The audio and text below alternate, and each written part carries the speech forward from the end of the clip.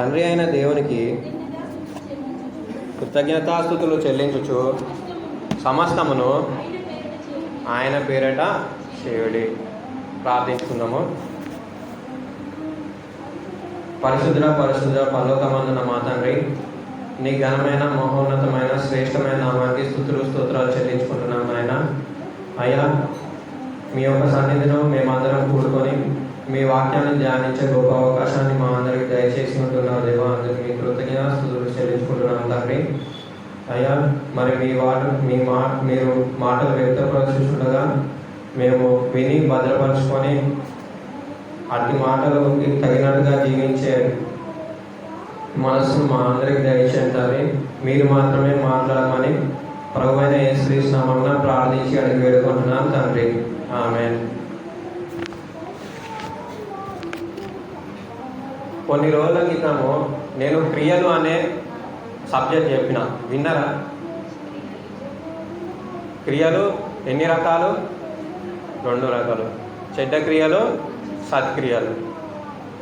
మరి సత్క్రియలు ఏ విధంగా చేయాలి, సత్క్రియలు అంటే ఏంటి, చెడ్డ క్రియలు అంటే ఏంటి అన్న వాటిని మనం నేర్చుకున్నాం చాలా రోజుల కిందట. చాలామందికి గుర్తుంటుంది, కొంతమందికి గుర్తుండకపోవచ్చు. సరే, ఇప్పుడు మనం చూసుకున్న వచనాన్ని బట్టి ఏమని సెలవిస్తున్నారు అపోస్తులు? మాట చేత కానీ క్రియ చేత కానీ మీరు ఏమి చేసినానో యేసుక్రీస్తు ద్వారా తండ్రి అయిన దేవునికి మహిమ కలుగు నిమిత్తము చేయాలి.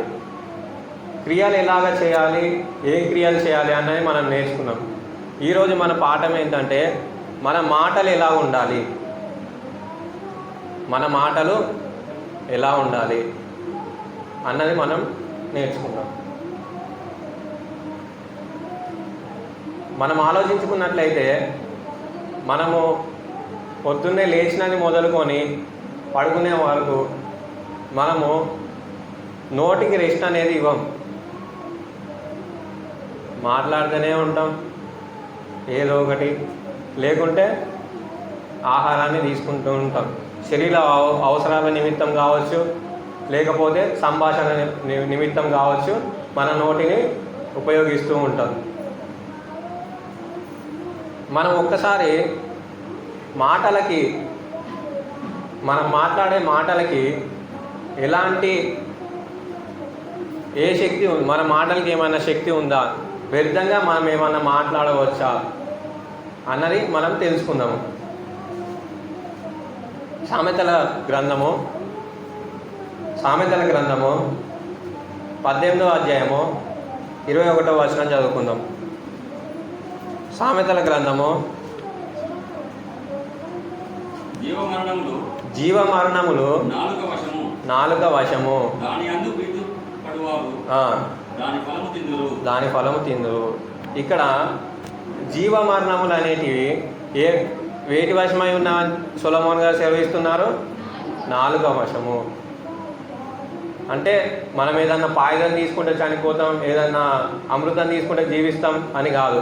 అక్కడ ఆయన మాట్లాడుతున్న దేని గురించి అంటే మన నాలుకతోని మన నోటి నుంచి వచ్చే మాటల గురించి ఆయన మాట్లాడుతున్నారు. మన మాటల్ని బట్టి మనం జీవిస్తున్నాం, మనం జీవం కలిగి ఉన్నామా, లేదా మన మాటల్ని బట్టి మనం మరణంలో ఉన్నామా అనేది మనం గ్రహించుకోవచ్చు. ఇప్పుడు మనం చూసినట్లయితే తెలంగాణలో ఒక మాదిరిగా మాట్లాడతారు, ఆంధ్రాలో ఒక మాదిరిగా మాట్లాడతారు, రాయలసీమలో ఒక మాదిరిగా మాట్లాడతారు. మనం పుట్టేనే కనిపెట్టేయచ్చు తెలంగాణ ఇది ఎవరి ఏ యాస అంటే ఏ విధంగా ఈయన మాట్లాడుతున్నాడా దాన్ని బట్టి మనము ఆ వ్యక్తి ఎక్కడి నుంచి వచ్చాడో, వాళ్ళ మూలాలు ఎక్కడయో మనం ఈజీగా మనం తెలుసుకోవచ్చు. అదే ఒక మాటల్ని బట్టి, మనిషి యొక్క మాటల్ని బట్టి ఆయన వ్యక్తిత్వం ఎలాంటిది, ఆయన ఒక క్యారెక్టరిస్టిక్ ఎలాంటిది, క్యారెక్టర్ ఎలాంటిది అన్నది మనం అంచనా వేసుకోగలుగుతాం. అసలు ఈ మాటల్ని మనం ఎందుకు ఉపయోగిస్తాం? మాటల్ని మనం ఎందుకు ఉపయోగిస్తాం? మాటలు మనకి ఎలా అనుగ్రహించబడ్డాయి? మానవుడు మాత్రమే మాట్లాడగలిగే శక్తి ఉంది మానవుడికి. ఎలా? ఒకసారి మనం వచనం చూసుకుందాం. హెబ్రీయులకు రాసిన పత్రిక 1వ అధ్యాయం 1వ వచనం.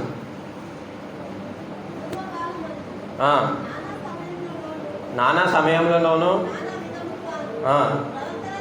ప్రవక్తల ద్వారాను దేవుడు ఏం చేశాడంటే ఇక్కడ దేవుడు మాట్లాడాడు. దేని గురించి? తన్ను తాను కనపరుచుకున్న నిమిత్తము.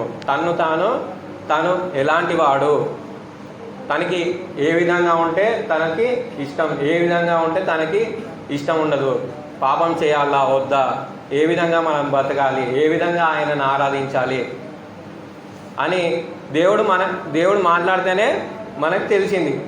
మనకి తెలుసు నరుడు ఎవరి స్వరూపంలో సృజించబడ్డాడు? దేవుని స్వరూపంలో. కాబట్టి ఆయన మనకు కూడా వాక్శక్తిని అనుగ్రహించాడు.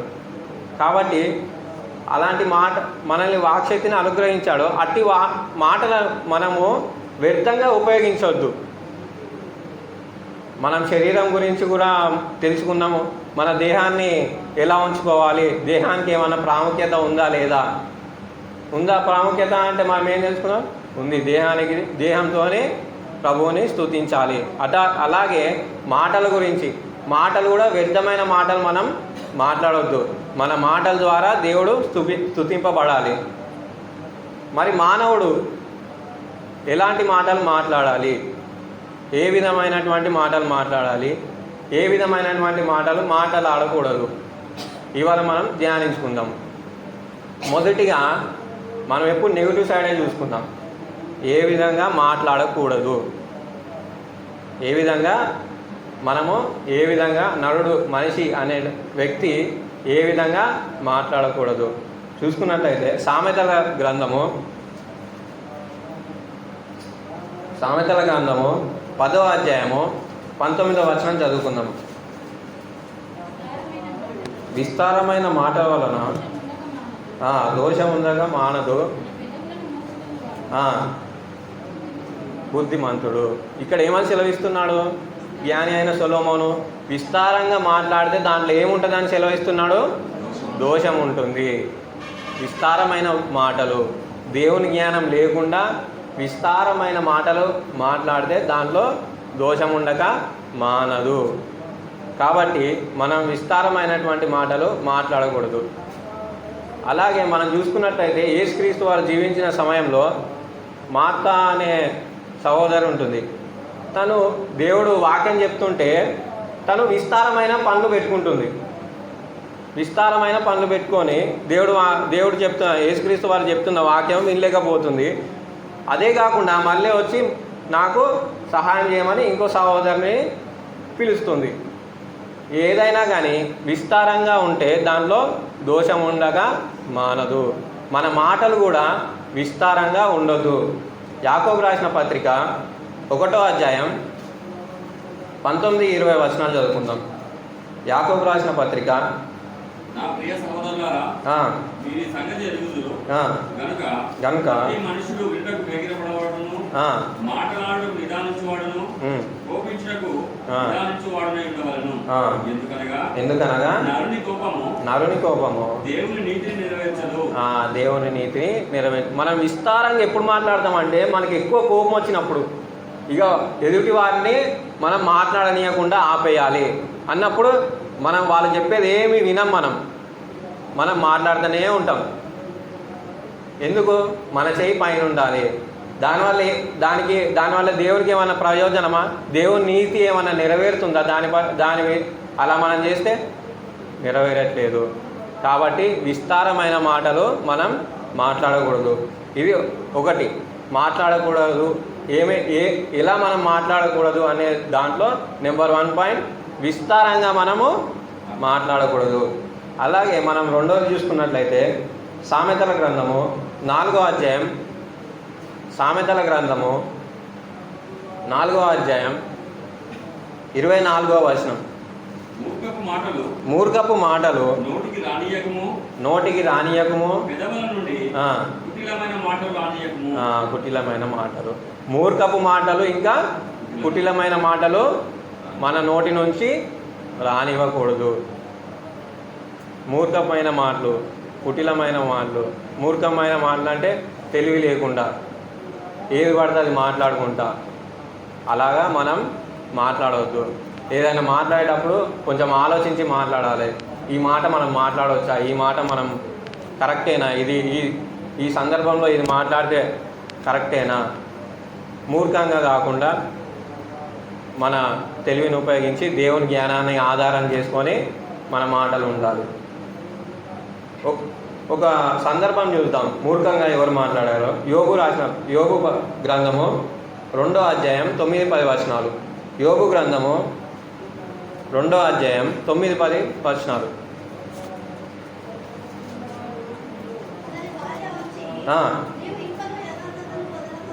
వదలకయుందువా, దేవుని దూషించి మరణము కమ్ము. ఇక్కడ యోబు గారికి అనారోగ్యం దెబ్బతింది, ఆస్తులు పోయాయి, కుమారుడు కుమార్తెలు పోయారు. అప్పుడు అతని భార్య వచ్చి ఏమంటుంది, ఇంకా నువ్వు దేవుని పట్టుకొని ఉన్నావు, దేవుణ్ణి దూషించి చనిపో, మరణము కా. అంటే అక్కడ యోబు గారు ఏమంటున్నారంటే, మూర్ఖులారు మాట్లాడినట్టు నీవు మాటలాడకము. అంటే ఆమెకి తెలివిగా తెలివితేటలతో మాట్లాడతలేదు అక్కడ అతని భార్య. అలాగా మనం ఉండొద్దు, మూర్ఖంగా మనం ఎప్పుడూ మాట్లాడొద్దు. ఫస్ట్ మనం ఏం చూసుకున్నాం, విస్తారంగా మనం మాట్లాడొద్దు. సెకండ్ది మూర్ఖంగా మనం మాట్లాడొద్దు. అలాగే 3వ పాయింట్ చూసుకుందాం, సామెతల గ్రంథము 12వ అధ్యాయము 19వ వచనం. సామెతల గ్రంథము 12వ అధ్యాయము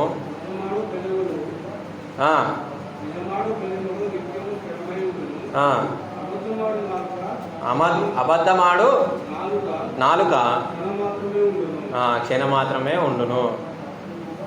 మనం ఫస్ట్ ఒక వచనం చదువుకున్నాం, జీవమరణములు నాలుక వచనము. ఇక్కడ ఏమని చెప్తున్నాడంటే, నువ్వు నిజం మాట్లాడితే నువ్వు స్థిరంగా ఉంటావు, అదే నువ్వు అబద్ధం మాట్లాడితే నువ్వు క్షణికాలమే నువ్వు ఉంటావు. కాబట్టి మనం అబద్ధాలు ఆడకూడదు, విస్తారంగా మాట్లాడొద్దు, మూర్ఖంగా మాట్లాడొద్దు, కుటిలమైన మాటలు మాట్లాడొద్దు, ఇంకా అబద్ధాలు మనం మాట్లాడొద్దు.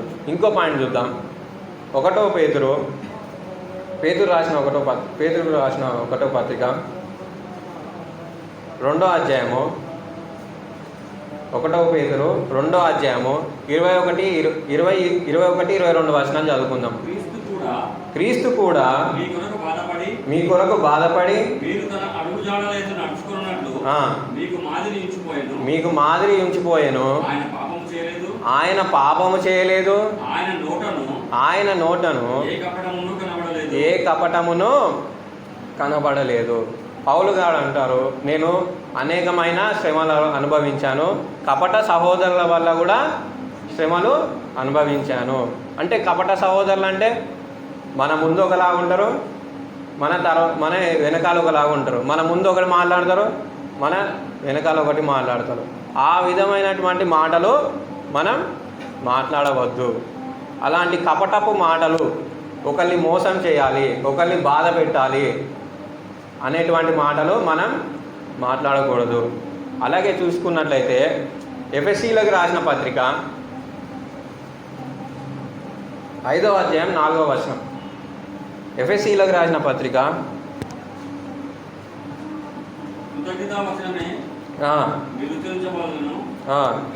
గాని బూతులైనను పోకిరి మాటలైనను సరసోక్తులైనను ఉచ్చరింపకూడదు, ఇవి మీకు తగవు. క్రైస్తవులు ఎలాంటి మాటలు కలగకూడదంటే, బూతులైన మన నోట నుంచి రావద్దు, పోకిరి మాటలు మన నోట నుంచి రావద్దు, సరసోక్తులు మన నోటి నుంచి రావద్దు. కాబట్టి కొన్ని మాటలని మనం చూసుకున్నాం, ఏ విధంగా మాట్లాడకూడదు అన్న వాటికి మనం కొన్ని పాయింట్లు మనం చూసుకున్నాం. ఏంటంటే అవి మళ్ళీ ఒకసారి రివైజ్ చేసుకున్నాం.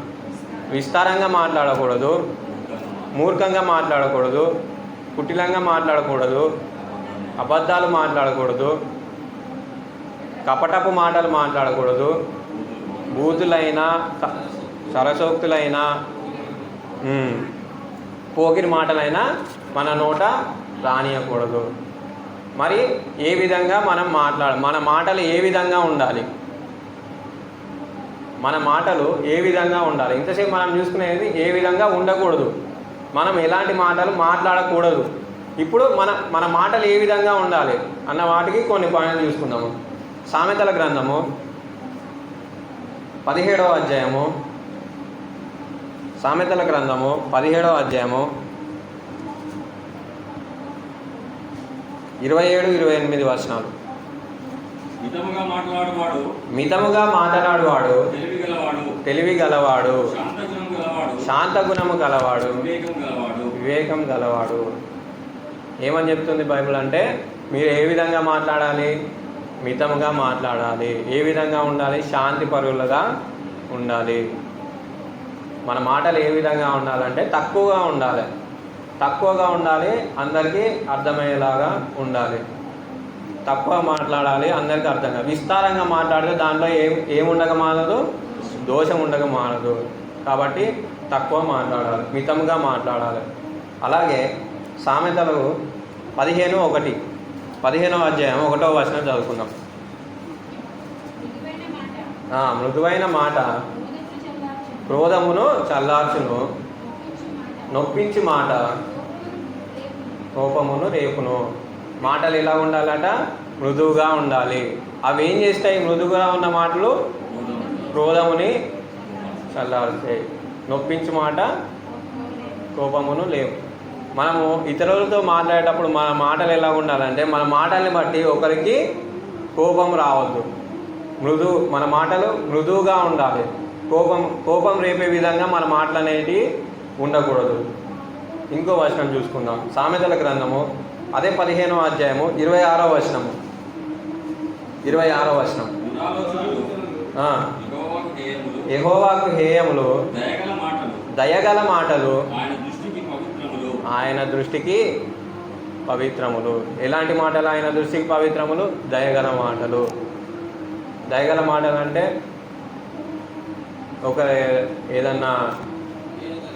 ఏదన్నా ఇబ్బందిలో ఒకరు ఇబ్బందిలో ఇరుక్కున్నారంటే ఆయనని ఏ విధంగా దయగలించే మాటలు మనం మాట్లాడాలి. ఏం కాదులే, త్వరలోనే నీ సమస్యలు దూరం అవుతాయి, ఆ విధంగా మన మాటలు ఉండాలి. అది కాకుండా నువ్వు అలా చేసినావు కాబట్టి నువ్వు ఇప్పుడు అయినావు. యోబు దగ్గరికి కూడా వాళ్ళ ఫ్రెండ్స్ వస్తారు. దేని గురించి వస్తారంటే ఆయనని ఓదార్చడానికి వస్తారు. కాకపోతే యోబు అంటాడు, మీ మాటలు నాకు ఓదార్పు కాదు, దుఃఖములకే మీ మాటలు కారణమైనాయి. మీ మాటలు ఏ విధంగా ఉన్నాయంటే దుఃఖానికే కారణాలుగా మీ మాటలు ఉన్నాయి, కానీ మీరు నన్ను ఓదార్చడానికి వచ్చినట్లేదు, నన్ను ఇంకా బాధ పెట్టడానికి నా దగ్గరకు వచ్చినట్టుంది అని యోబు ప్రస్తావిస్తాడు అక్కడ. అలాంటి మాటలు మనం మాట్లాడకూడదు. మనం ఏ విధంగా మాట్లాడాలంటే దయ కలిగించే మాటలు మనం మాట్లాడాలి. ఏదైనా సమస్య వచ్చినా, ఇతరులకు ఏదైనా ఇబ్బంది వచ్చినా కానీ దానిలో నుంచి లేవనెత్తగలిగే మాటలు మనము మాట్లాడాలి. అలాగే ఎఫెసీలకు రాసిన పత్రిక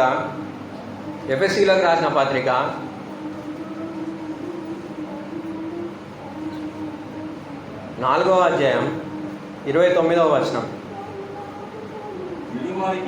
వినువారికి మేలు కలుగునట్లు అవసరం బట్టి క్షేమాభివృద్ధికరమైన దుర్భాష ఏదైనాను మీ నోట రానియకూడదు.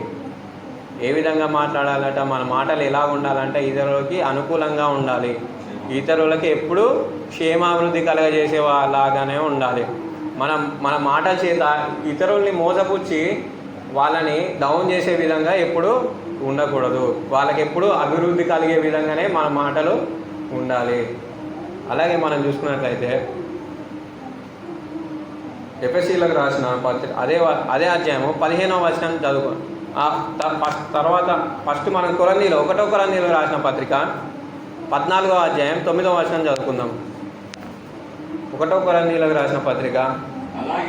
అలాగే మీరు స్పష్టమైన మాటలు పలికినది ఎలాగూ తెలియను. ఇక్కడ పౌలు గారు అన్య భాషల గురించి చెప్పుకుంటూ వస్తాడు. ఏమంటారంటే మీరు స్పష్టంగా మాట్లాడాలి. మీ మాటలు ఎలా ఉండాలంటే స్పష్టంగా ఉండాలి, అర్థమయ్యేలాగా ఉండాలి. అదే కానీ మీరేం చెప్తున్నారో మీకు అర్థం కాకుండా, వినేవారికి అర్థం కాకుండా, స్పష్టత లేకుండా, ఒక స్పష్టత, ఒక క్లారిటీ అనేది లేకుండా ఆ మాటలు ఉండకూడదు. మన మాటలు ఎలా ఉండాలి? స్పష్టత కలిగి ఉండాలి అని పౌలు చెప్తున్నాడు. చివరిగా ఒక వచనం చూసుకున్నాం. ఎఫెసీలకు రాసిన పత్రిక 4వ అధ్యాయం 15వ వచనం. ప్రేమ కలిగి సత్యము చెప్పుచు క్రీస్తు వలె ఉండుటకు మనం అన్ని విషయంలో ఎదుగుతాము. ఎలాగ ఉండాలట? ప్రేమ కలిగి. మన మాటలు ఎలా ఉండాలి? ఇక్కడ మనం గమనించినట్లయితే ప్రేమ కలిగి సత్యము చెప్పుచు. కొందరు సహోదరులు సత్యం నుంచి తొలగిపోతూ ఉంటారు, లేదా అసత్యాన్ని బోధిస్తూ ఉంటారు. వాళ్ళకి మనం ఎలా సత్యం చెప్పాలి? మనం కూడా కోపంతో, వ్యతిరేక స్వభావం కలిగి వాళ్ళ మీద ఏదో దాడి చేయాలని క్రోధంతో, కోపంతో మాట్లాడాలా మన మాటలు? అలా ఉండొద్దు. మన మాటలు ఎలా ఉండాలంటే ప్రేమ కలిగి, ప్రేమతో సత్యము చెప్పాలి. ఆ విధంగా మన మాటలు అనేవి ఉండాలి. మనము ఇంతవరకు మన మాటలు అనేవి ఎలా ఉండాలి, ఎలా ఉండొద్దు అనేది మనం ధ్యానించుకుందాం. ఈ మాటలు అసలు మనం ఎందుకు మాట్లాడతాం? దేనిని బట్టి ఈ మాటలు మనం మాట్లాడతాం? ఒకవేళ మాట్లాడకూడని మాటలైనా కావచ్చు, లేదా అంటే మాట్లాడవలసిన మాటలైనా కావచ్చు. ఏ విధంగా ఇవి మన నోటి నుంచి బయలు వెళుతాయంటే, మత్తయి రాసిన సువార్త 12వ అధ్యాయం, మత్తయి రాసిన సువార్త 12వ అధ్యాయం 34వ వచనం చదువుకుందాం. సర్ప సంతానమా, మీరు చెడ్డవారయుండి ఎలాగూ మంచి మాటలు పలకగలరు? హృదయం మందు నిండి కొనిన దానిని బట్టి నోరు మాట్లాడను కదా. ఇక్కడ నీ మాటలు నువ్వు ఎలాంటి వాడియో తెలియజేస్తాయని మనం ముందు చూసుకుందాం. నీ మాట తీరు ఎలా ఉందో దాన్ని బట్టి ఒక మనిషిని అంచనా వేయచ్చు. అయితే ఇక్కడ దేవుడు ఏమంటున్నాడంటే, ఆ మాటలు ఎక్కడి నుంచి వస్తాయి, అది ఎట్లా అంచనా వేసేది ఎట్లా అంటే, ఆయన హృదయం అనేది పాపంతో నిండుకొని ఉన్నట్లయితే ఎలాంటి మాటలు వస్తాయి? అనకూడని మాటలే వస్తాయి అన్నీ. కార్యాలు ఎలాంటివి వస్తాయి? చేయకూడని కార్యాలే వస్తాయి అన్నీ. ఒకేలా హృదయంలో దేవుడు యేసుక్రీస్తు ఉన్నట్లయితే ఎలాంటి వచనాలు వస్తాయి? అనుకూల వచనాలు వస్తాయి. క్షేమాభివృద్ధి కలగజేసే వచనాలు మనం పలుకుతాము. దయగలిగిన మాటలు మనం మాట్లాడతాము. మరి మనల్ని మనం ఒకసారి పరిశీలించుకుందాం. మన హృదయంలో మన హృదయంలో మనం దేన్ని నింపుకున్నాం? దేవుణ్ణి నింపుకున్నామా, లేదంటే మరి పాపాన్ని నింపుకున్నామా? ఒకసారి మనల్ని మనం పరిశీలించుకున్నాం. అలాగే ఒక దగ్గర అంటాడు, ఒక వచనంలో ఉంటుంది, మీరు ఒక నోటితోనే మీరు మంచి వచనాలు మీరు నోటు ఏంటది? అనుకూల వచనము, శాపవచనము మీరు పలుకుతున్నారు. మీకున్నది ఒకటే నోరు. ఇదేంటంటే చల్లగానైనా వెచ్చగానైనా ఉండగా నువ్వెచ్చగా ఉన్నారనమాట. అంటే వీళ్ళు అనుకూల వచనాలు పలుకుతూనే ఉంటారు, శాపవచనాలు పలుకుతూనే ఉంటారు. దేవుడు అలాంటి వాళ్ళని ఏమని చేస్తా అన్నాడు? ఉమ్మి వేస్తా అంటాడు. అలాంటి వారిని ఉమ్మి వేస్తా అంటున్నారు. కాబట్టి అలాగా కూడా మనం ఉండొద్దు, అటు ఇటు ఉండొద్దు. అనుకూల వచనమే పలకాలి. మనం క్రైస్తవులమైన మనము ఎవరిని పోలి నడుచుకోవాలి? క్రీస్తుని పోలి నడుచుకోవాలి. అన్యజనులకు మాదిరిగా ఉండాలి. దేంట్లో మనం మాదిరి చూపించాలంటే మన ప్రవర్తనలో మాదిరి చూపించాలి, మన మాటల్లో కూడా మాదిరి చూపించాలి. మనం 99% ప్రవర్తనలో మాదిరి చూపిస్తాం, కానీ 50% మాటల్లో మాదిరి చూపిస్తాం. ప్రతి ఒక్కరం మనల్ని మనం పరిశీలించుకుందాము. మరి మన మాటలు ఇప్పటిదాకా మనం పలికిన మాటలు ఎలా ఉన్నాయి? ఎదుటి వారిని బాధ పెట్టేలా ఉన్నాయా, లేకపోతే ఎదుటి వారిని దయగలిగించే మాటలుగా ఉన్నాయా? క్షేమాభివృద్ధి చేసే మాటలుగా ఉన్నాయా, లేకపోతే కపటపు మాటలుగా ఉన్నాయా? మన మాటలు ఎలా ఉన్నాయి? లేదా మన హృదయంలో మనం దేన్ని నింపుకొని ఉన్నామో, దేనిని బట్టి మనకి మాటలు వస్తున్నాయి అనేది మనం ఒకరినొకరు పరిశీలించుకుందాము. ఫస్ట్ మనం చదువుకున్న వచనం ఏంటి? సామెతలు 18:21 వచనంలో జీవమరణములు నాలుక వచనము. దీన్ని బట్టి మనం ఒక వచనం చూసుకొని ఊహించుకుందాము. లూకాసు వార్త 23వ అధ్యాయము. లూకాసు వార్త 23వ అధ్యాయము 39 వచనం నుంచి 43వ వచనం వరకు. ఆ నేరస్తుల్లో యేసుక్రీస్తు వారికి సిలువేసేటప్పుడు యేసుక్రీస్తు వారికి పక్కన ఇద్దరు నేరస్తులు వేలాడబడి ఉన్నారు. దాంట్లో ఒక నేరస్తుడు ఏమంటున్నాడంటే, చదవండి. ఆయనను దూషించుచు నీవు క్రీస్తువు కదా, నిన్ను నువ్వు రక్షించుకొను, మమ్మల్ని కూడా రక్షించమని. ఇక్కడ ఒక దొంగ మాట్లాడుతున్నాడు. ఏమని మాట్లాడుతున్నాడు? నువ్వు క్రీస్తు అయితే నిన్ను నువ్వు రక్షించుకో, మమ్మల్ని కూడా ఎలాగా దూషిస్తూ. దాని కిందనే ఇంకొక దొంగ కూడా మాట్లాడుతున్నాడు. చదవండి. వానిని గద్దించి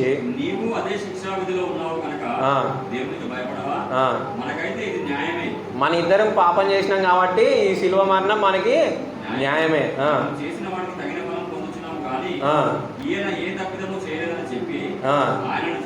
ఆయనను చూచి యేసు నన్ను జ్ఞాపకం చేసుకోమనెను. అందుకు ఆయన వానితో నిశ్చయంగా నీతో చెప్పుచున్నాం నేను. ఇద్దరు మనుషులను మనం ఇక్కడ చూస్తున్నాం. ఇద్దరు ఒకటే పొజిషన్లో ఉన్నారు. ఇద్దరికి ఒకటే బాధ, ఒకటే సిచ్యువేషన్, ఒకటే పరిస్థితి. ఇద్దరికి కూడా ఒకటే పరిస్థితి. కానీ వారి మాటలు ఎలా ఉన్నాయి? వారి యొక్క మాటలు ఎలా ఉన్నాయి? ఒక దొంగ అంటున్నాడు, దూషిస్తూ అంటున్నాడు, నువ్వు క్రీస్తు అయితే నిన్ను నువ్వు బ్రతికించి మమ్మల్ని కూడా బ్రతికాను ఒక దొంగ అంటుంటే, ఇంకో దొంగ అంటున్నాడు, నా పాపం క్షమించి నన్ను జ్ఞాపకం చేసుకో, నీ రాజ్యంలో నువ్వు ప్రవేశించినప్పుడు నన్ను జ్ఞాపకం చేసుకో అంటున్నాడు. ఆ మాటల వల్ల, వాళ్ళు పలికిన మాటల వల్ల డ్రాస్టిక్ డిఫరెన్స్ ఉంది వాళ్ళ లైఫ్లో. ఏంటి? దేవుడు ఎవరిని జ్ఞాపకం చేసుకున్నాడు? రెండవ వాడిని. ఎందుకు? ఆయన మాటల వలన. ఏమని మాట్లాడాడు? నీవు నన్ను జ్ఞాపకం చేసుకో. అయినా దూషిస్తూ, నువ్వు యేసుక్రీస్తు అయితే నిన్ను నువ్వు కాపాడుకో, నన్ను కాపాడుకో. ఇక్కడ మాటల వల్ల వాళ్ళ జీవితాలు మారిపోయాయి. మాటలలో అంత శక్తి ఉంది. కాబట్టి మనం మాట్లాడేటప్పుడు, ముఖ్యంగా క్రైస్తవులమైన మనం, అన్యులు ఏదంటే అది మాట్లాడతారు. అంటే ఇవేం తెలియదు కాబట్టి అన్యులకి వాళ్ళ నోటికి ఏది వస్తే అది మాట్లాడతారు. కంట్రోల్ కూడా వాళ్ళు ఏది కంట్రోల్ చేసుకోరు. కానీ మనం ఏం చేసుకోవాలంటే మన నోటిని కంట్రోల్ చేసుకోవాలి. అలాగే గ్రంథంలో ఒక చోట అంటారు, నాలుకని కంట్రోల్ చేసుకో, నీ మాటని లేదా నీ నాలుకని కంట్రోల్ చేసుకుంటే నీ శరీరం అంతను నువ్వు స్వాధీనపరుచుకొనగలవు. కాబట్టి మనం మన నాలుకని, మన నోటిని కంట్రోల్లో ఉంచుకోవాలి. మంచి మాటలే మాట్లాడాలి. చెడ్డ మాటలు మన నోట్లోకి వెళ్ళి రాకూడదు. కాబట్టి ఇవాళ మనం పరిశీలించుకుందాం, ఇప్పటిదాకా మన మాటలు ఎలా ఉన్నవి? ఒకరికి క్షేమాభివృద్ధి కలిగించే విధంగా మన మాటలు ఉన్నాయా? ఒకరిని ప్రభువులోనికి నడిపించే విధంగా మన మాటలు ఉన్నాయా? ప్రేమ కలిగి ఉన్నాయా మన మాటలు? రోమియోకి రాసిన పత్రికలో అంటాడు, ప్రతి మాటకి లెక్కప్ప చెప్పాలి. ప్రతి మాట అంటే ఎవ్రీ వర్డ్, ప్రతిదీ. ఇక నువ్వేం మాట్లాడినా కానీ అది ఏ సిచ్యువేషన్లో అయినా కావచ్చు. ఇద్దరు దొంగలు కూడా ఒకటే సిచ్యువేషన్లో ఉన్నారు. కాకపోతే అక్కడ మాటలు వేరే మాటలు మాట్లాడారు కాబట్టి వాళ్ళ జీవితాలు మారిపోయి. దొంగ మంచి మాటలు మాట్లాడాడు, రెండవ దొంగ మంచి మాట మాట్లాడాడు కాబట్టి ఆయన జీవితం మారిపోయింది. దేవుడు ఆయనని పరదేశంలో ఉంచుతానని, నువ్వు కూడా నాతో కూడా పరదేశంలో ఉండు అని వాగ్దానం ఇచ్చాడు. కాబట్టి మనం ఏ మాట మాట్లాడినా ప్రతి మాట అనేది దేవునికి అనుకూలంగా ఉందా లేదా, ఇతరులను లేకపోతే ఇతరులను ఏమన్నా బాధ పెట్టేలాగా ఉందా అనేది మనం చూసుకోవాలి. చివరిగా 3 పాయింట్లు మనం నేర్చుకుందాం. ఏంటంటే ఎప్పుడు మనం మాట్లాడినా కానీ మనం ఒకటి ఆలోచించుకోవాలి, అది సత్యమా. మనం ఇతరులతో ఏది మాట్లాడినా కానీ ఒకటి మనసులో పెట్టుకోవాలి, అది సత్యమా. ఇంకోటి ఏంటంటే పరిస్థితి లేకపోతే ఆ సందర్భం. నువ్వు చెప్పే సత్యమే, కాకపోతే సందర్భం దానికి అనుకూలంగా లేదు, అప్పుడు నువ్వు మాట్లాడవచ్చా? ఆ మాట మాట్లాడకూడదు. సత్యమే చెప్పాలి, సందర్భానుసారంగా సత్యాన్ని బోధించాలి. ఆ సందర్భానికి, ఆ టైంకి, ఆ సిచ్యువేషన్కి ఇది ఓకేనా, ఇది సూట్ అవుద్దా అని మనం మైండ్లో పెట్టుకోవాలి. మూడోది ఏంటంటే అది మేలు కలుగజేస్తుందా, వినేవారికి మనకు అది మేలు కలుగజేస్తుందా. ఎప్పుడు ఎవరితో మాట్లాడినా కానీ ఈ 3 మాటలు మన మనసులో పెట్టుకోవాలి. ఒకటి అది సత్యమేనా, ఒకటి ఆ సందర్భానుసారమా, ఇంకోటి మేలుకరమైనదా కాదా. ఈ 3టికి ఓకే అయితేనే మన మాటలు ముందుకు వెళ్ళాలి. ఈ 3టిలో ఏం తప్పిపోయినా కానీ అది కరెక్ట్ కాదనమాట. నువ్వు సత్యమే చెప్తాను, కాకపోతే అది మేలుకరంగా లేదు. ఒకైనా చెడ్డవాడు, ఇప్పుడు మహేష్ అన్న చెడ్డవాడు, నేను మా డాడీతో చెప్తా ఉంటా ఆయన చెడ్డవాడు అది ఇది అని, అది సత్యమే. కాకపోతే అది మహేష్ అన్నకి మా డాడీకి అది మేలుకరంగా ఉంటుందా? ఉండదు. వాళ్ళిద్దరిని విడిదీసినట్టు ఉంటుంది. కాబట్టి ఈ 3 మనం గుర్తుపెట్టుకోవాలి. సత్యమా, సందర్భానుసారమా, మేలుకరమా, ఈ 3 గుర్తుపెట్టుకొని మన మాటలు ఉండాలి. మరి ఇట్టి మాటలను మన దేవుని దేవుని చిత్తానుసారం మాటలే మనం మాట్లాడవాలని మనల్ని మనం ఒకసారి పరిశీలించుకుందాం.